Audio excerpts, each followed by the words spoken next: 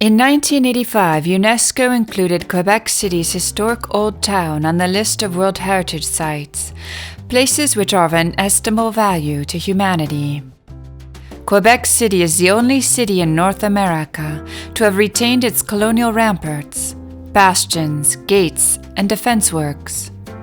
The urban combination formed by the Haute Ville, located at the summit of a cape, with its churches, convents, the Citadel, and the famous Chateau Frontenac, and the Basse Ville, with its Place Royale and centuries-old homes, is a splendid example of a fortified colonial town.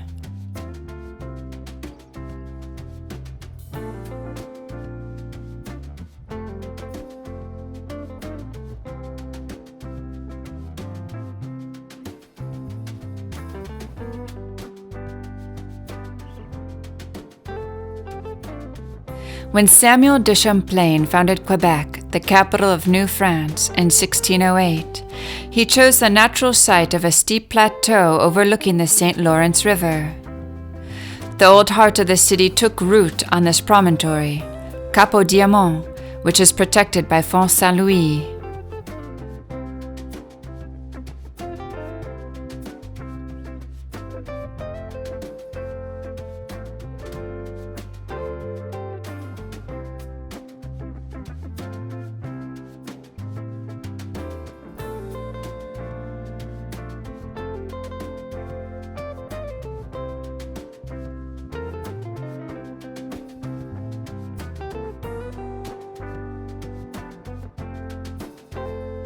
Chateau Frontenac is one of the most prestigious hotels on the continent, the most photographed in the world, and undeniably the most famous image of Quebec. Owned by the Canadian Pacific Railway, it was designed by the architect Bruce Price and opened its doors in 1893.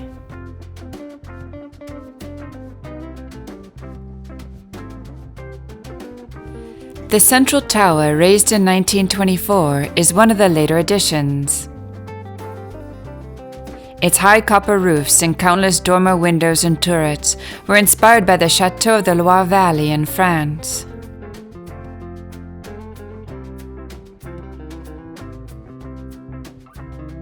The chateau takes its name from Louis de Boade, Count of Frontenac and Governor of New France.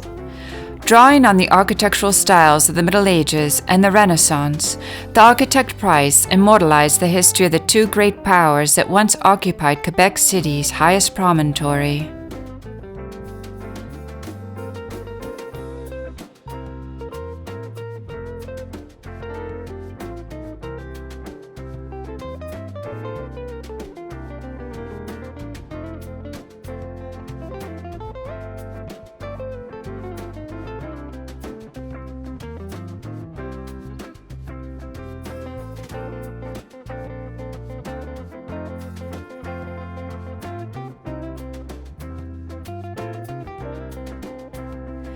A stroll through Quebec City is like turning the pages of a book filled with pictures from the past, and where the view changes on every street corner. Shown here, Sainte-Geneviève Avenue, in the vicinity of the Jardin des Gouverneurs, the Governor's Gardens.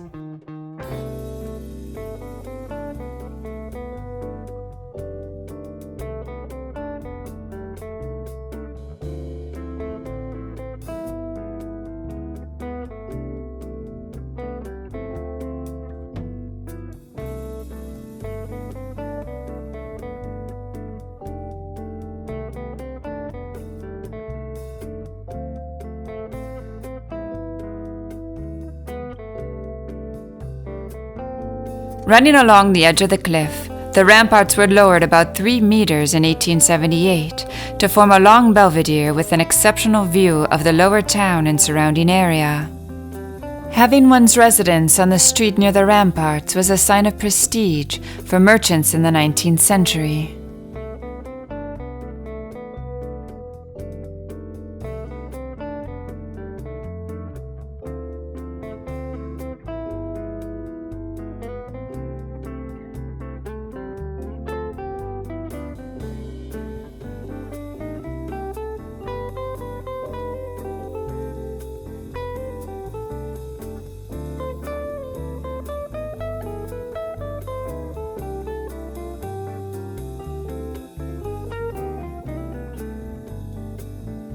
Rampart Street follows the fortified walls. It is named after this defensive wall completed in 1811. Built under the French and English regimes to protect the city, the imposing walls exemplify the development of the defensive systems in use from the 17th to the 19th centuries. The ramparts run for almost 6 kilometers, encircling the old city of Quebec. After 1711, cannons were mounted on the Great Wall. Built atop Cap Diamant, the Citadel is the largest fortress built by the British in North America. From its unique location, it is an active military garrison, some of whose walls enclose 300 years of military history in Quebec City, spanning the French, British, and Canadian periods. Constructed between 1820 and 1850, based on the defense system designed by a French engineer named Vauban, the Citadel of Quebec was built under the direction of Walker Durnford, a British Army officer. It is shaped like a polygon with 4 angles representing a star and covers 2.3 square kilometers. The Citadel is an active military garrison. First occupied by British troops and the Canadian artillery, since 1920 it has been the official residence of the Royal 22nd Regiment, the only Francophone infantry regiment in the Canadian Regular Force. In summer, the changing of the guard is held in the morning in front of visitors to the sound of the regimental band. The retreat pays tribute to the flag at the end of the day.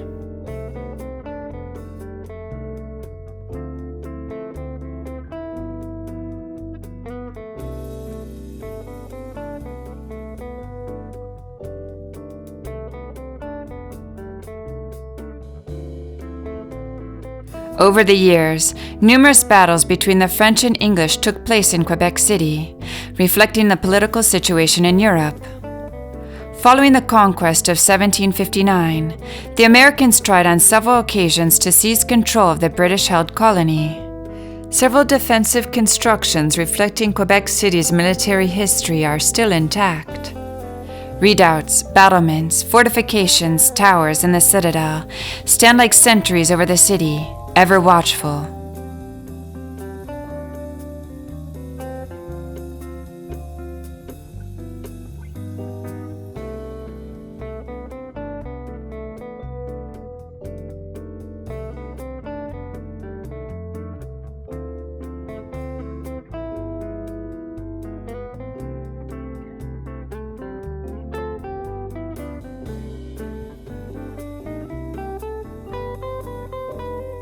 The St. Lawrence River is one of the most important rivers in North America. It takes its source in the Great Lakes, leading to a vast estuary and the Gulf of St. Lawrence, to finally empty itself into the Atlantic. It is approximately 1,000 kilometers long and serves as a boundary dividing Canada from the United States. One of the best ways to learn about Quebec and its ties to the St. Lawrence River is to take a guided cruise aboard the Louis Joliette.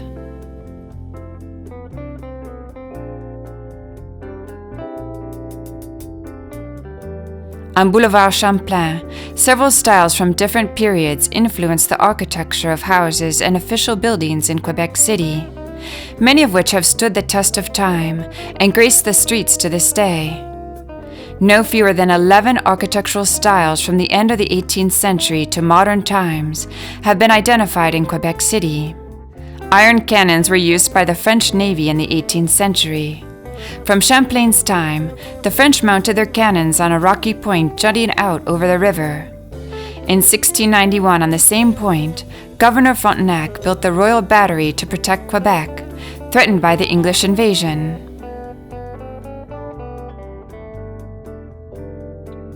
In the colony's early years, there was little to distinguish between rural and urban houses. Over time, different factors gradually influenced the construction of dwellings, including a better understanding of the area and the harsh winter weather, increased landowner wealth, and new building regulations. Nearly 180 houses were destroyed or seriously damaged during the bombardments of 1759. Located in Quebec City's lower town along the St. Lawrence River is the Place Royale, one of the oldest marketplaces in North America. Construction on the Notre-Dame des Victoires Church began in 1687 on the site of Champlain's original settlement. The church is named in memory of 2 victories against the English army, which failed in its attempt to take Quebec.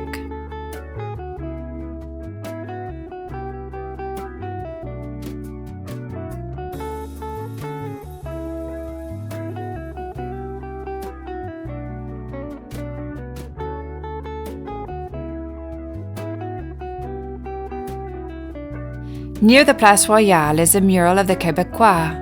It was painted in 1999 on the side of a house on Notre-Dame Street, at the bottom of Côte de la Montagne. The huge trompe-l'œil pays tribute to the great figures in Quebec's history and its citizens. The mural also depicts the various architectural styles that define the city.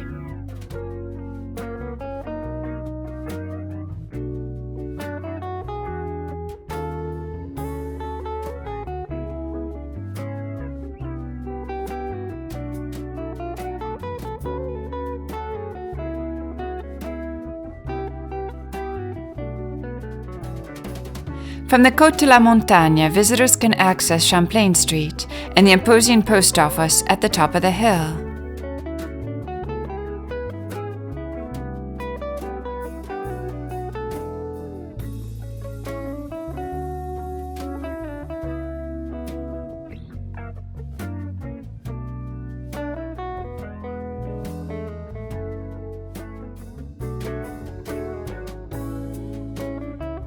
Du Petit Champlain Street, still very narrow, was already crowded with sailors, dock workers, and vendors by 1650. Today it is a pedestrian street lined with shops run by artists and craftspeople. The mural illustrates the origins of the Cap Blanc neighborhood, the bombardments of 1759, fires, landslides, and other disasters that befell the Quartier Petit Champlain over the years, as well as the strength and courage of those who built, lived, developed, and breathed new life into this part of Quebec City.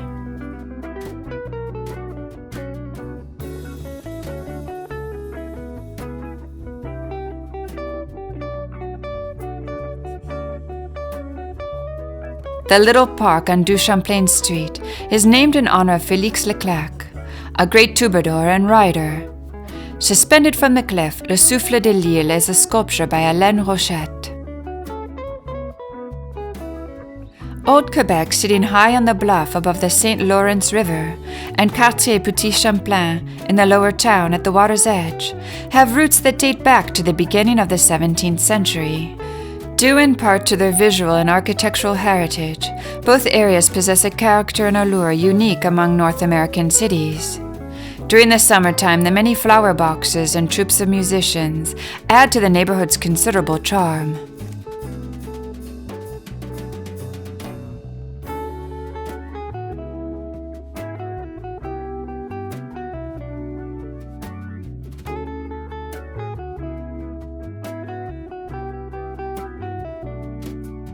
Since 1879, a funicular has carried passengers from the ground floor of the Louis Joliet House up to the Dufresne Terrace.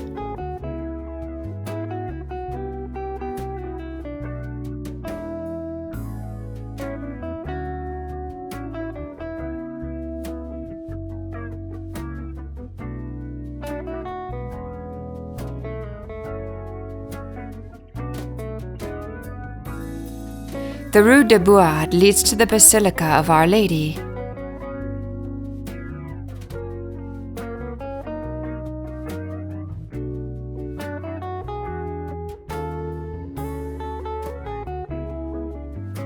After France took possession of the colony under English rule, Champlain had a votive church dedicated to the Virgin built there. The present-day Roman Catholic Basilica is the product of a series of reconstructions and transformations of the church erected on the site of Champlain's original church.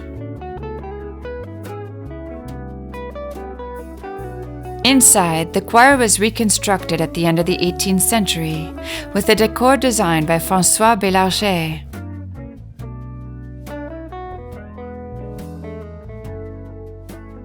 This majestic baldacchino overhanging the high altar was inspired by the one adorning the Basilica of St. Peter in Rome.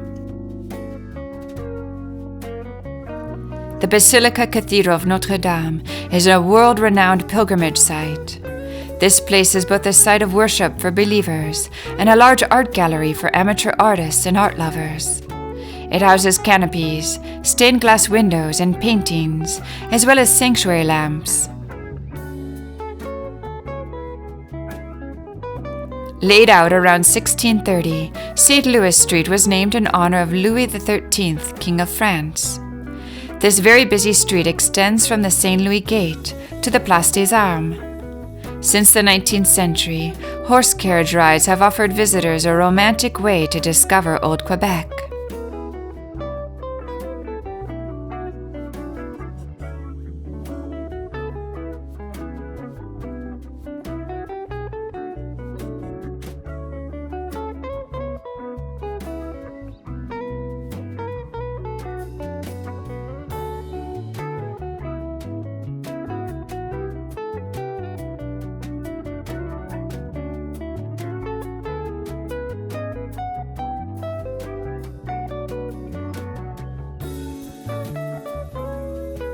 Old Quebec is characterized by its steeply sloping streets and often sharply angled intersections. The shapes of the houses have been adapted to follow the twists and turns of the streets.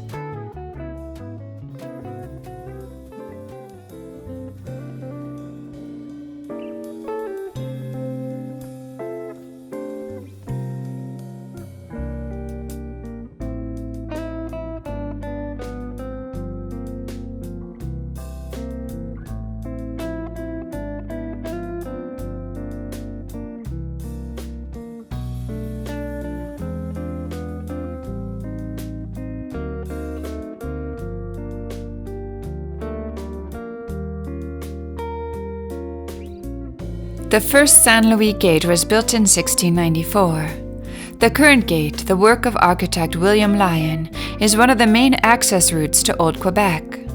Quebec is the only remaining fortified city in North America.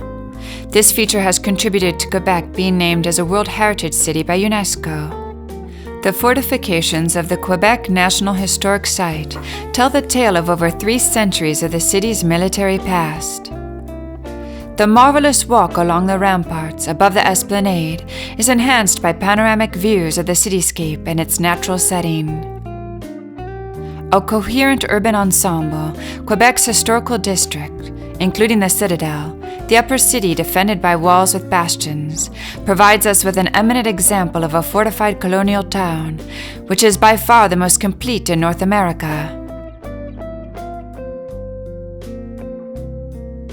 The present-day Kent Gate was built between 1878 and 1881. At the end of the 19th century, the narrow original gates in the wall were replaced because the citizenry demanded easier movement between the old and new towns. The intervention of Lord Dufresne, Governor-General of Canada from 1872 to 1878, caused the demolition of the defensive works, which had now fallen into disuse, to be halted. According to Dufresne's plans, the construction of new gates would permit the building of a pedestrian walkway all the way around Old Quebec. The new gates would therefore provide passage over roads and become decorative elements in Dufresne's beautification project for the city.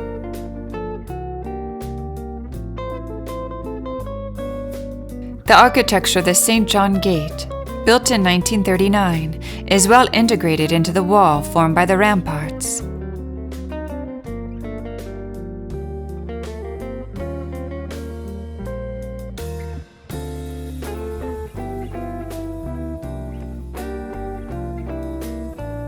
The Parliament building can be seen from the St. John Gate. It was erected between 1877 and 1886, following Eugène Etienne Taché's design.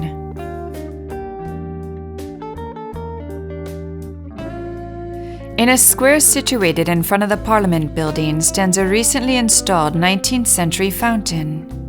The historical fountain was one of only 3 cast by artist Mathurin Mouot and was originally installed in Bordeaux, France in 1857. Constructed in the Second Empire style, the Parliament building has 4 wings set in a square.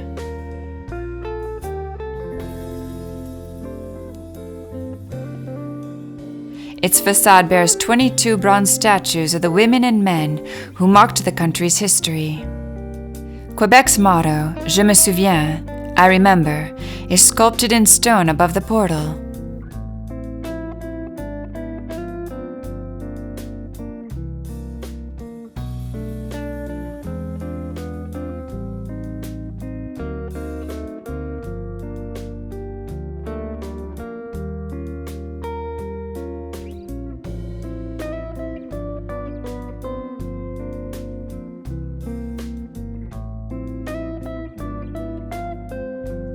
Returning to the center, the Art Deco Price Building was the first skyscraper in Quebec City, built by the Price Brother Paper Company in 1929 to house its headquarters.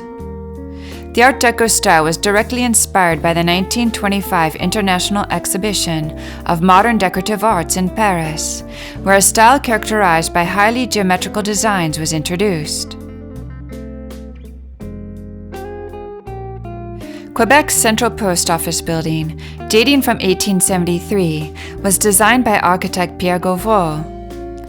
In 1913, a false facade with columns and a cupola were added on the side facing the river. The limestone building was renamed in 1984 to commemorate Louis S. Saint Laurent, Prime Minister of Canada from 1949 to 1958, who resided in Quebec. Next to the post office building on Côte de la Montagne is a monument Monseigneur de Laval, the first bishop of Quebec. The work of sculptor Louis-Philippe Hébert from 1908. It is made of bronze and granite.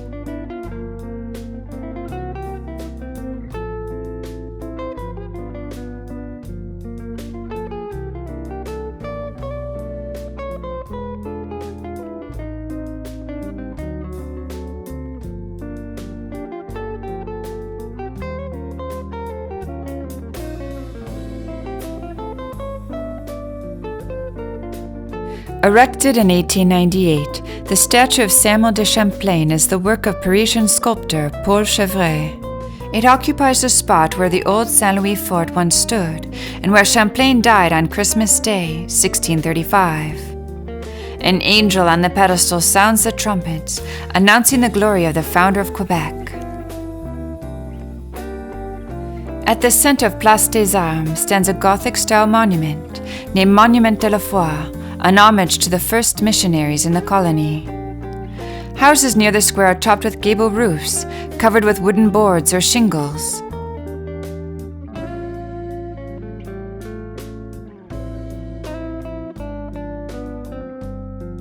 Laid out in about 1689, the narrow Rue du Trésor, or Treasury Street, led to the offices of the Marine Treasury in the French colonial period. Since the end of the 1950s, this open-air art gallery offers passers-by paintings, prints, watercolors, and drawings of picturesque spots of Quebec's old city. Quebec was a center of population and had an urban organization very early on, as well as a zoning system which stemmed from these various functions. The cliff divided the city into 2 districts. The business district in the lower city, where commerce and the navy were located, and the administrative and religious center which gradually took hold in the upper city. Several former private estates have been transformed into large open spaces that have become popular public areas. Newer city parks were designed to capture the essence of the wider open spaces on the outskirts of town. Each neighborhood and district has its own parks that contribute to improving the quality of life in the city, which is already reputed to be among the highest among North American cities.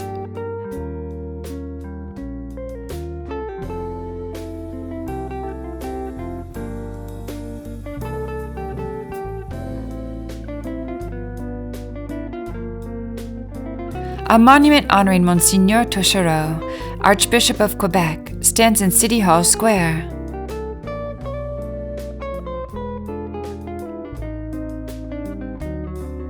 The architect Tongai designed the City Hall building, which was inaugurated in 1896.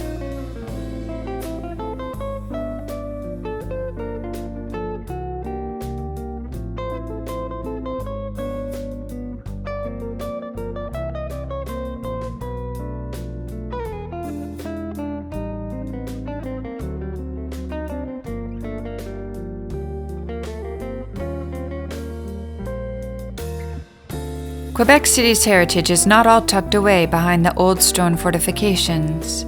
Each neighborhood and district reflects how local history was affected by the diversity of their inhabitants. All these attractions and historical sites bear witness to the influence of the omnipresent religious orders and institutions on Quebec society.